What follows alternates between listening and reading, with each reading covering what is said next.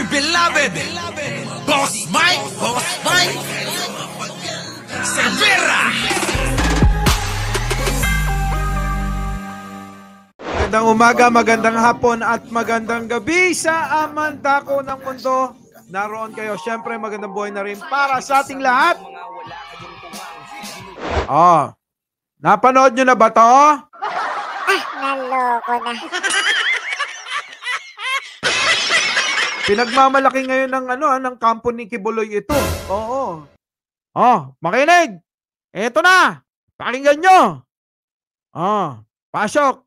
Ako po ay nakikiisa sa panawagan ng pagpapairal ng batas at katarungan sa hinaharap na isyu ni Pastor Apollo Kibuloy at ng Sunshine Media Network Incorporated. Narinig nyo. Kasama daw siya sa pagpapairal, ha? O sige, pasok. Sa mga ginagawang pagdinig ay tila pinatawan na ng guilty verdict si Pastor Kibuloy. Hala! Naloko na. Pinatawan na daw ng guilty verdict. Pambira talaga, Sarah, ano ba? Anong pinatawan ng guilty? Hindi nga umaattend. Naloko na. Pinatawan na daw ng verdict. Oo. Kahit na nakabatay lamang ang pagdinig na ito sa mga paratang ng mga Ano? Nakabatay lang daw sa paratang. Kasi nga hindi umaattend yung nasa Amerika, paano yun? Hindi naman niya inaatenan. Di ba? Alam nyo, niloloko na nila ang taong bayan Sa totoo lang. Sobrang niloloko nila. Sigo na nagkukubli ng kanilang katauhan at hindi mapatunayan ang kredibilidad.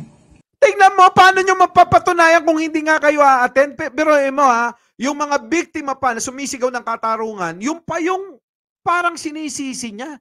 Kapwa mo babae, Sarah, yung mga yung mga biktima. Alam mo, sa totoo lang, ngayon, kasi wala tayong magagawa nun di ba? Nung panahon na yun na-overwhelm tayo nun Dahil anak ni Duterte, di ba? Aminin ninyo, na-overwhelm kayo. Kasi anak ni Duterte. Di ba? Pero ngayon, kung ikukumpara nyo yung utak niya kay Risa, malayong malayo. Naloko na. Ang layo ng utak ni Sarah kay Risa. Promise. Diyos ko. Naloko na. Alam mo, nakakahiyang binoto ko yan Naloko na. Sa totoo lang kasi syempre, dala-dala na presidente, di ba? Nadali tayo sa mga paganong-ganon nila, di ba? Burger. Pero alam nyo, ngayon may naikukumpara ko siya kay Risa. Ang layo. Ang layo mga tuwiran, ang layo magsalita, ang layo mag-isip. Naloko na. Marami sa atin ang naniniwala na ang dinaranas ngayon ni Pastor Kibuloy ay isang pandarahas. At ano? Naloko na. Sana man lang bago ka nag-speech niyan, bago ka nagpahayag niyan, naghapunan ka muna. Naloko na. Ito na. Kumain yata ng hotdog at itlog. Ganun ba? Uy! Sige, tuloy. Pasok. Hindi patas.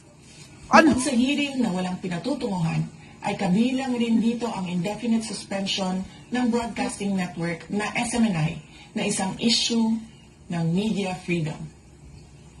Hindi biro ang mga pangyayari at paratang na ganito. Nararapat lamang na babigyan ng patas na laban at sa tamang korte. Ano ba? Hindi mo ba igagalang yung karapatan ng Senado, Inday?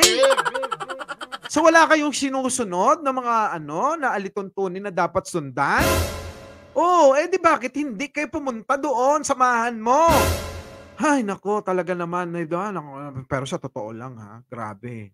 Impeachable daw yan. At inciting to unrest. Loss of public trust na rin yan. Yun na nga. Sige pakinggan nyo maigi habang ako'y nagbe-vape. Oh, game. Pasok! Ayan. Ako po ay nakikiisa sa panawagan ng pagpapailaw ng batas at katarungan sa hinaharap na isyu ni Pastor Apollo Kibuloy at ng Sunshine Media Network Incorporated. Sa mga ginagawang pagdinig ay tila pinatawan na ng guilty verdict si Pastor Kibuloy kahit na nakabatay lamang ang pagdinig na ito sa mga paratang ng mga testigo na nagkukubli ng kanilang katauhan at hindi mapatunayan ang kredibilidad. Marami sa atin ang naniniwala na ang dinaranas ngayon ni Pastor Kibuloy ay isang pandarahas at hindi patas. Bukod sa hearing na walang pinatutunguhan, ay kabilang rin dito ang indefinite suspension ng broadcasting network na SMNI na isang issue ng media freedom. Hindi biro ang mga pangyayari at paratang na ganito. Nararapat lamang na babigyan ng patas na laban at sa tamang korte. Ika nga sa Mateo chapter 5 verse... Ay! Gumamit ka pa! Gumamit pa talaga ng verse! Naloko na. Gamitan nyo to ng bars. Kung si Sara Duterte gumamit ng verse, biyahe ni Koy, Takero Miyamoto, diyan kayo magagaling, di ba? Gumamit kayo ng bars. Obvious na pinagtatanggol na talaga ni Sara si Kibuloy. Biruin mo, sisihin pa. Wala daw kredibilidad yung mga saksi. Tangina, ginahasa. Sara, babae ka, ina mo. Naloko na. Baliwala kay Sara, Pag naging presidente to, nako. Baka maging pogad tayo ng mga manyakis. Naloko na. Ngayon, naniniwala na ako dito. Tingnan nyo maigi, Tingnan ninyo. Ito na, lumang lumang mga boss. Ayan. Nakita nyo ba? Nakikita nyo? Boy natin. Ayan. Nakikita nyo? Yung relo ni Digong at saka ni Kopol. Ito, tong relo ni Kibuloy, nasa kanan. Yung relo ni, Digong, di naman tayo malisyoso, Naloko na. Ayan, ayan, yan, ayan, yung relo. Parehas, di ba? Dito, nilakihan dito, hiniwalay dito sa bandang kanan. Di ba? Ngayon, kayo na mag-isip. Naloko na.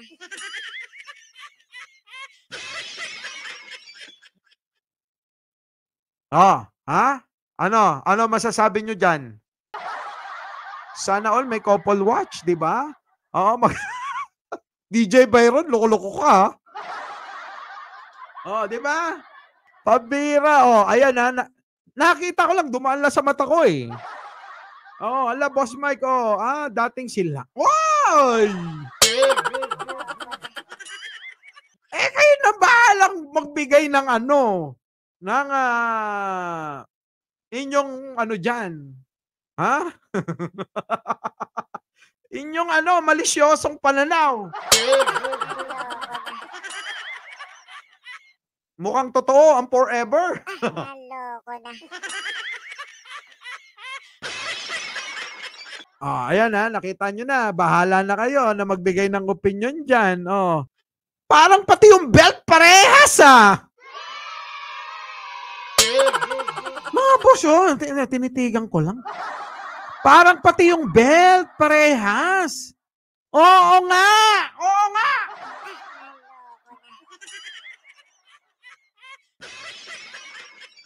Movie do, conjugal property? Kaya pala walang asawa si Pastor. Hindi.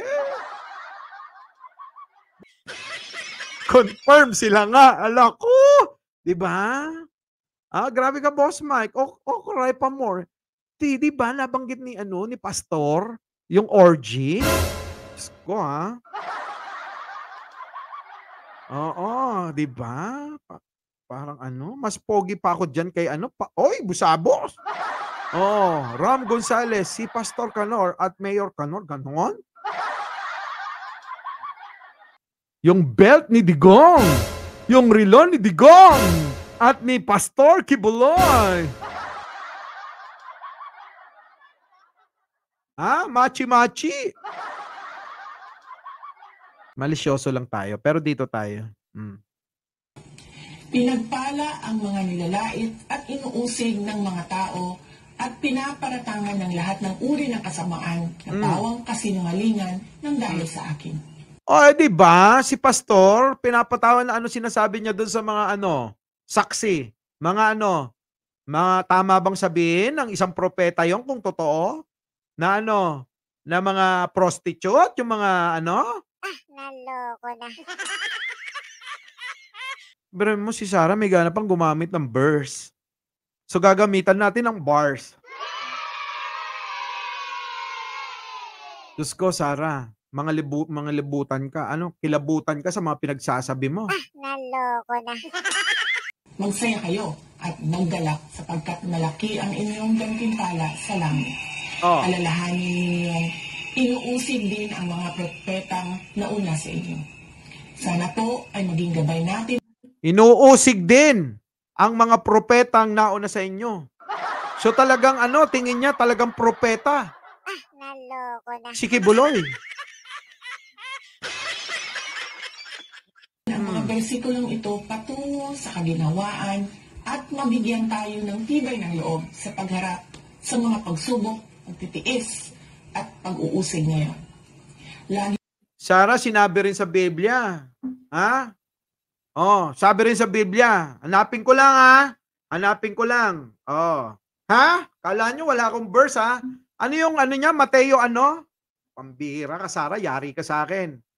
Ika nga sa Mateo chapter 5 verses 11 to 12. Pinagpala ang mga nilalait at inuusig ng mga tao at pinaparatangan ng lahat ng uri ng kasamaan na pawang kasinungalingan ng dahil sa akin. Magsaya kayo at maggalak sapagkat malaki ang inyong gantimpala sa langit. Eto naman. Mateo din. Ha? 24:23. Ayan, dali. Ito na lang. At kapag may nagsabi sa inyo, makinig kayo. Ha? At kapag may nagsabi sa inyo, tignan ninyo, narito ang Kristo o naroon siya. Huwag kayong maniniwala. Di ba? Ulitin ko, kapag may nagsabi sa inyo, narito ang Kristo o naroon siya, huwag kayong maniniwala. Bakit? Maraming bulaan eh. Tapos nandoon naman sa 1:14, 11, maniwala kayo sa akin. Sabi niya yon. Ng Ama.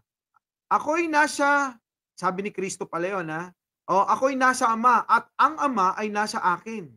Kung ayaw ninyong maniwala sa sinasabi ko, maniwala kayo dahil sa mga ginagawa ko. So doon tayo sa ginagawa. Ano bang ginagawa ni Kibuloy? Naloko na. Parehas ba ng ginagawa niya yung sinasabi niya? Ano ba? Ba't napupunta tayo sa Bible kasi? Diyos ko, ito kasi si Sarah eh. Huwag na natin pag-usapan niya. Diyos ko.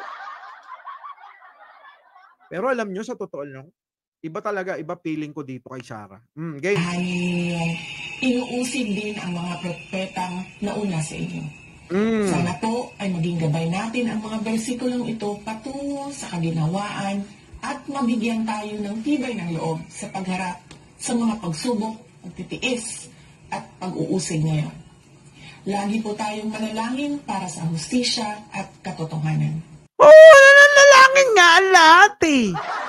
Marami. BP, maraming nananalangin na sana lumabas na ang katotohanan. At ang magpapalaya sa atin sa katotohanan, alam nyo kung ano? Di ba alam nyo kung ano makakapagpalaya sa katotohanan? Ang pagtanggap ng pagkakamali. Naloko na.